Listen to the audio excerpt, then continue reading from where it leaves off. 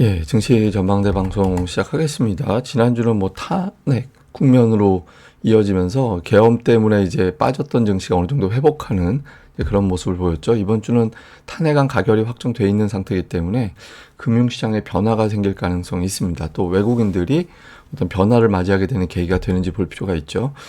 지난주 외국인들의 매도세가 좀 주춤거리는 그런 모습을 보였는데 탄핵 변수로 외국인들의 흐름에 바뀜이 나오게 될지, 그리고 FOMC까지 있잖아요. 그러니까 전체적으로 수급에 영향을 준 사안이 많아서 지난주하고는 조금 변화가 생길 가능성이 있거든요. 이런 부분들 점검해 보도록 하겠습니다.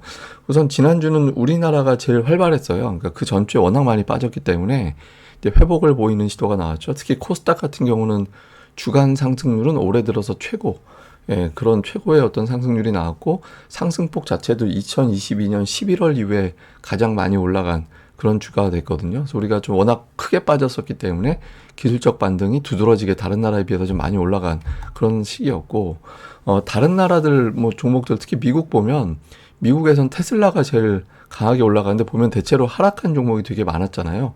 그러니까 우리는 이제 정신없이 어떤 계엄 탄핵 이런 이슈로 움직이고 있을 때 다른 나라들은 전체적으로 숨고르게 하는, 예, 그런 모습을 보였습니다. 뭐 테슬라만 지금 트럼프 정부 앞두고서 기대감이 집중되면서 올라간 게 특징이었고, 그 외에 이제 애플, 마이크론 테크놀로지가 지수 대비 조금 더 선전하는 그런 모습을 보인 게 특징이었고요.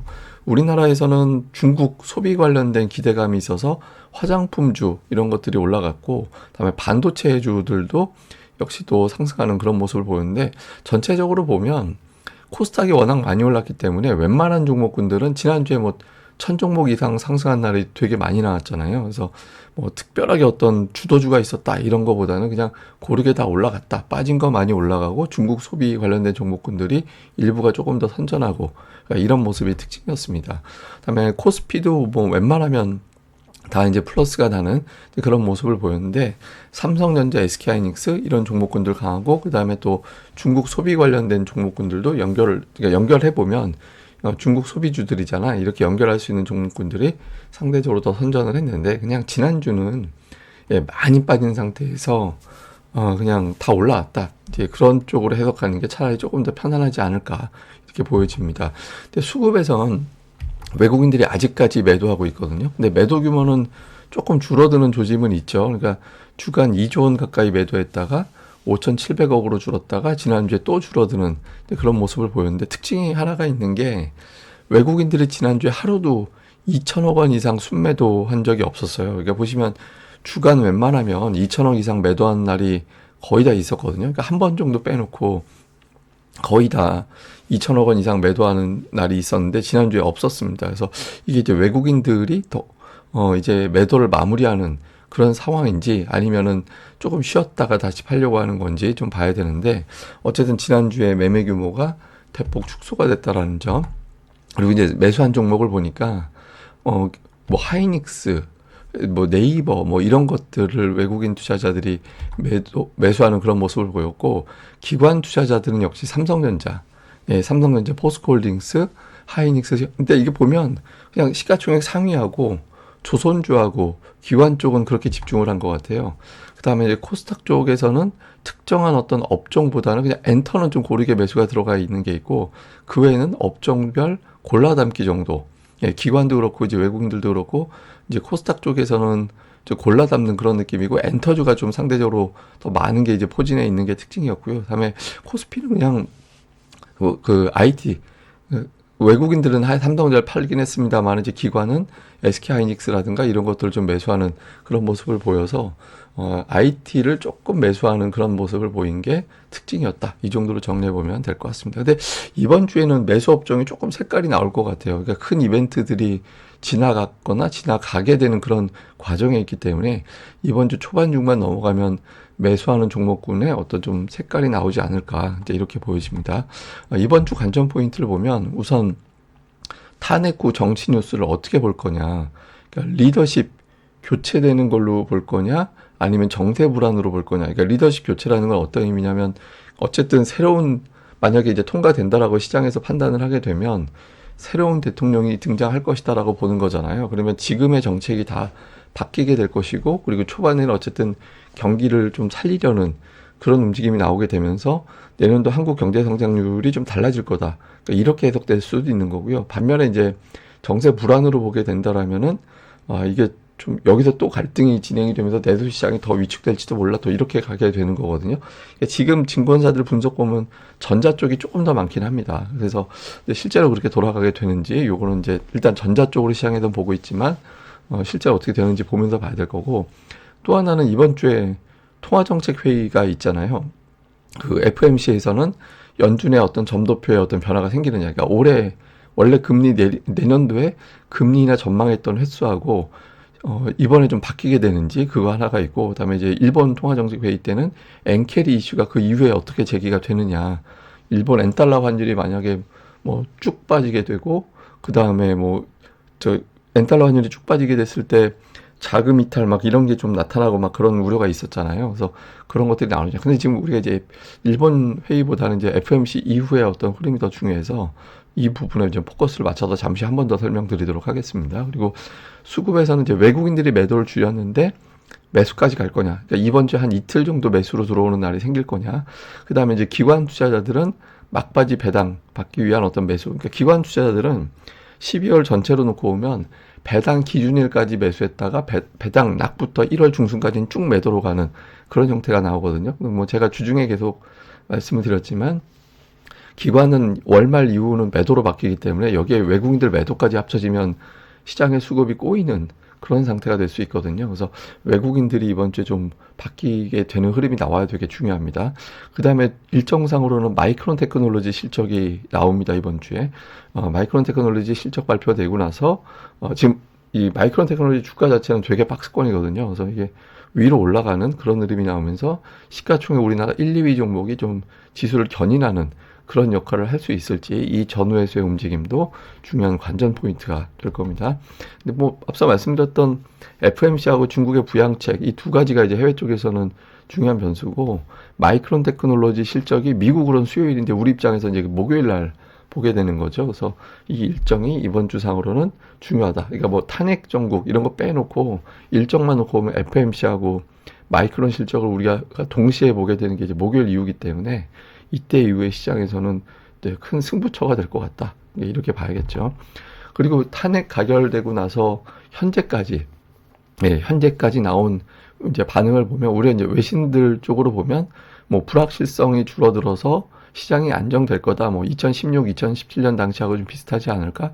이렇게 보는 거고, 뭐 CNBC에서 나온 보도 보니까 뭐 그 변동성이 심각하지만 AI 산업에서의 한국의 가치를 주목해야 된다. 거기에 이제 우리나라가 일정 부분 좀 영향을 갖고 있잖아요. 이런 것들. 그다음에 이제 반면에 BBC 이런 데서는 헌재 결정까지 되게 오래 걸리기 때문에 장기적인 어떤 불확실성이 노출될 수 있다. 근데 제가 보기에는 뭐 두세 달 안에 결론 나올 것 같거든요. 그래서 이제 뭐 그렇게 장기로 보진 않을 것 같은데요. 근데 어쨌든 이렇게 좀 불확실성이 이어진다라고 보는 해석도 있습니다.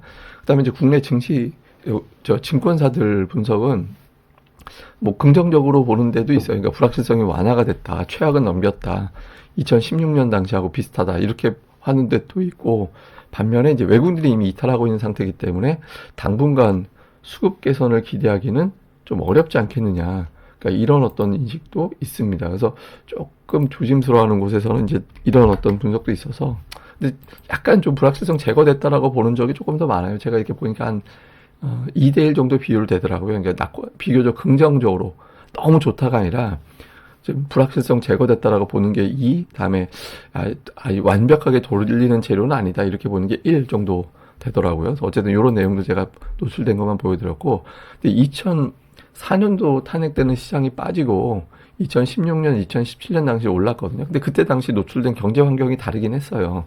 예, 경제 환경이 다르긴 했는데 그거 이외 정치적인 부분만 또 따로 보면 2004년 당시는 우리나라가 탄핵이다라는 걸 처음 겪었고, 탄핵 반대 여론 이런 것도 제법 강했었잖아요.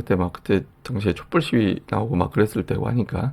근데 2016년, 2017년은 두 번째였기 때문에 이제 시장에서는 이제 쇼크라기보다는 좀 어느 정도는 좀 학습이 돼 있는 상태였던 데다가 탄핵 찬성 쪽으로 가서 이게 탄핵이 된다 안 된다라는 걸로 굳이 따지자면 저 때는 되겠구나. 라는 쪽, 2004년은 안 되겠구나. 이렇게 이제 좀 엇갈려서 정치적인 어떤 불확실성 강도 자체도 좀 달랐거든요. 그래서 지금 같은 경우는 2016년, 2017년하고 좀 비슷하죠, 분위기가.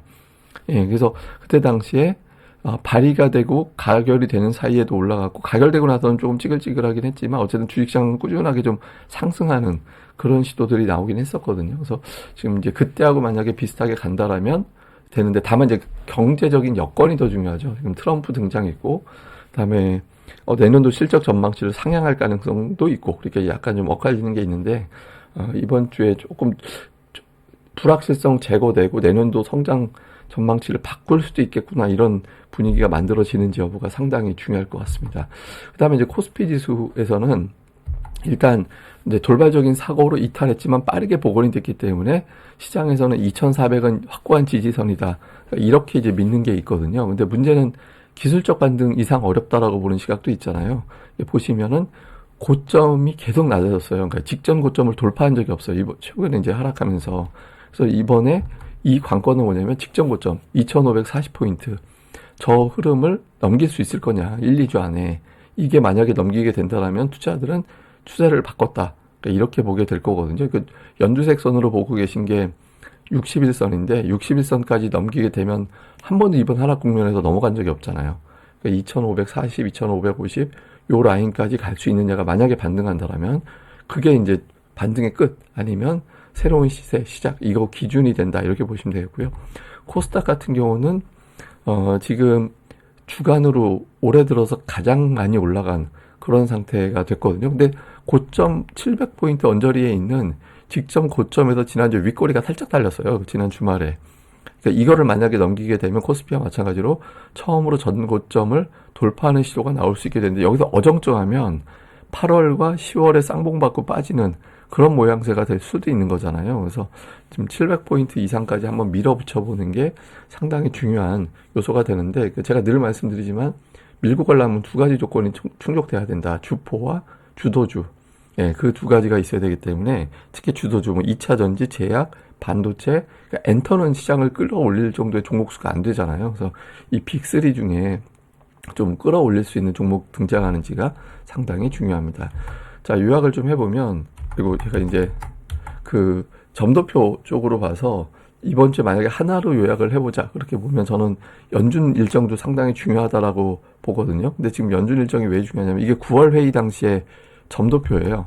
예, 9월 회의 당시에 점도표를 보면 이제 올해 말에 미국의 금리는 4.25에서 4.50으로 갈 것이다. 지금 예상하고 점도표하고는 거의 일치를 했어요.